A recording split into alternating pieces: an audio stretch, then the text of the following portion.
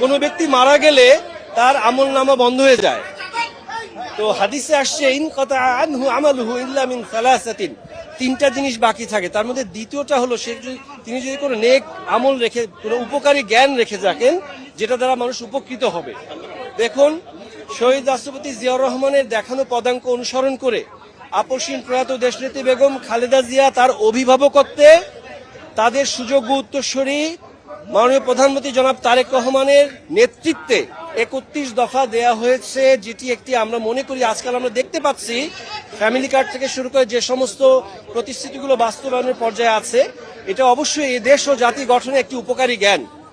আমরা শুধু আমিন আমিন করে দোয়াই করব না, আমরা যারা নতুন মন্ত্রিসভায় যোগ হয়েছি আমরা জনাব তারেক রহমানের হাতকে শক্তিশালী করে ৩১ দফা বাস্তবায়নের মাধ্যমে এই দেশকে গঠনের মাধ্যমে এই উপকারী জ্ঞানগুলোকে আমরা বাস্তবায়নের মাধ্যমে তাদের কবরে যা যা পৌঁছাবো ইনশাল্লাহ, এটাই আজকে আমাদের ব্রত হবে ইনশাল্লাহ।